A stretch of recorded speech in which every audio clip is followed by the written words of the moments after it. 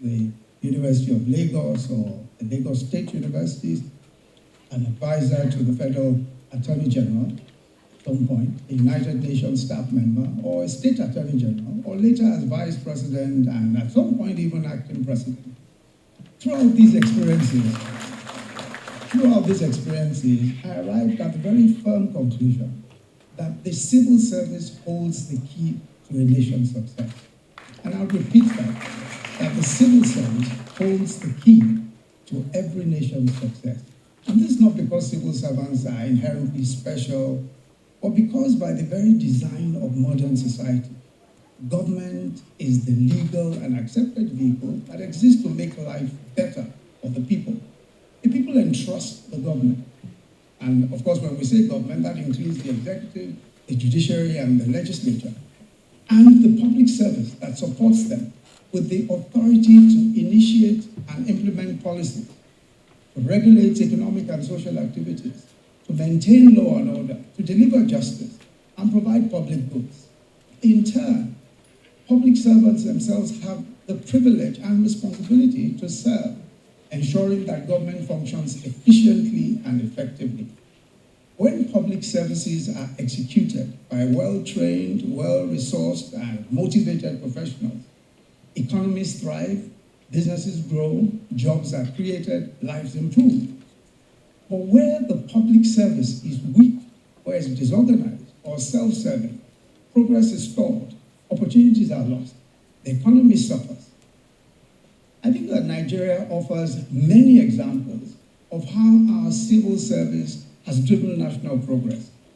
And this is from the days of independence, even proud independence. Consider the national development plans of the 1960s all the way up to the 1980s. These were written by public servants of that era. The supervision of the construction, for example, of 4 refineries. The last 3 were built within 10 years. 1978 to 1985, the last 3 of those refineries were built within 10 years, all supervised, implementation done by public servants. Nearly 5,000 kilometers of pipelines. And all of this, sometimes you find when you repeat these things, it appears that it was not the same set of individuals, same set of people, public servants, who supervised all of these things. All are globally acclaimed responses to Ebola and COVID-19, all steered by dedicated public servants, our exceptional public health professionals. More recently, large-scale programs, such as the privatization of public assets, the school feeding program, serving 9.6 million children daily as of 2019, the digital management of the Empower program, recruiting and deploying workers across all local governments and paying them promptly. These are testaments to what an effective public service can achieve. The same public service, alongside the Bank of Industry, delivered the Government Enterprises and Empowerment Program, called GEEP, the award-winning growth platform. It won both the World Bank Award as well as the AFDB Award for microcredit. That was the biggest, largest government-run microcredit scheme in Africa, using so-called human banks. And these human banks, of course, are mobile agents, human beings equipped with technology that enable them to capture beneficiary data quickly and easily in the field and manage beneficiaries throughout their credit or financial services journey. But when public service delivery breaks down, the consequences ripple across the economy. I recall, as Attorney General of Lagos State, reading a report on the housing shortage in the city of Lagos.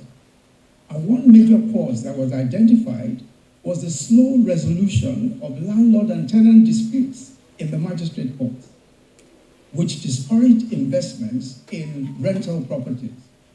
Tenants would occupy homes without paying rent for years. Once they paid the 1 year or 2 years advance, thereafter, they would simply not pay anymore, while the cases dragged on in the courts.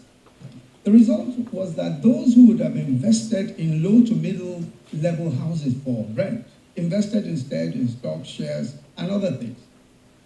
But this particular story ended well because the solution was also designed by the public service. The Ministry of Justice, Lagos State then, created citizens mediation centers.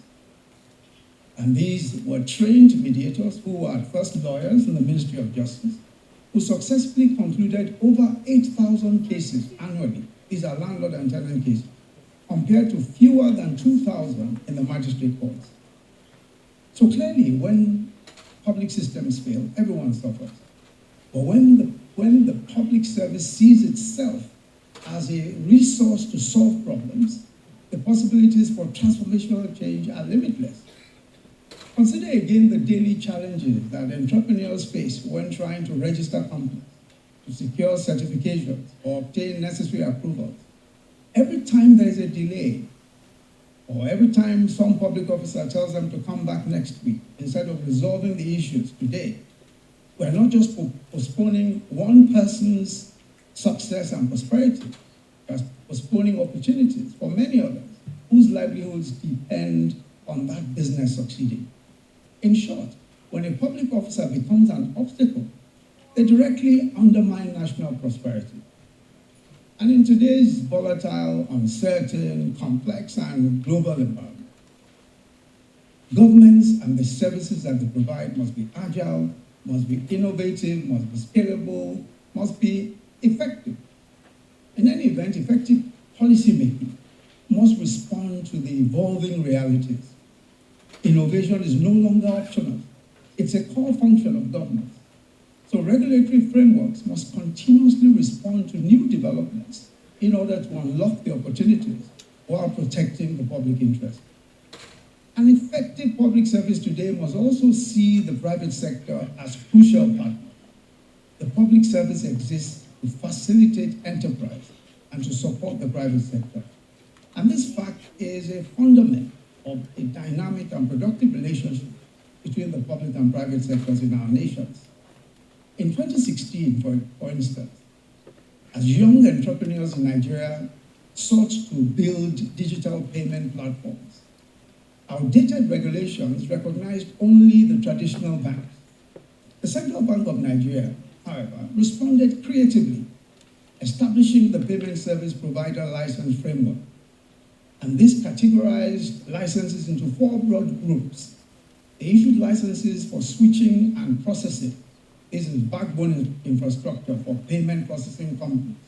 So companies like InterSwitch, like Unified Payment Services Limited, like eTransact, tried to do business effectively.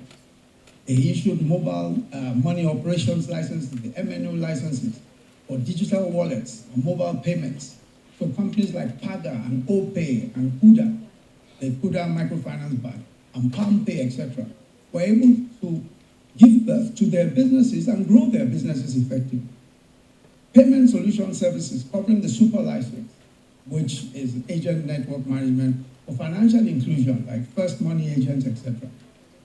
They also created the regulatory sandbox licenses for innovators who are testing new products under CBN supervision. These rules, developed by public servants working with industry players, enabled a new generation of fintech companies, fostering a revolution that has produced 5 or 6 unicorns. And these are companies valued at over $1 billion today. Today, Nigeria is recognized as the leading fintech hub in Africa, attracting major global investments and partnerships, all because public servants work with industry to develop forward-thinking solutions. This spirit of innovation is precisely why the Public Leaders Program is so vital, because it empowers participants to imagine possibilities, to test bold ideas, and design practical solutions. And it instills the understanding that real change begins with imagination, followed by disciplined execution of ideas. I've been inspired reading some of the remarkable 68 projects emerging from this project. From a project on leveraging mobile technology to expand mental health services, to another developing AI-powered knowledge management tools, another one creating employee feedback platforms, and yet another digitizing government processes, and one even designing a framework to address workplace sexual harassment in a particular ministry, whose name I will not mention. Each of these innovations began as a simple idea but has the potential to profoundly transform public service delivery. I think from here on, you must see yourself as inventors, not of devices or machines. You are public service scientists, just as technology scientists engineer groundbreaking technologies.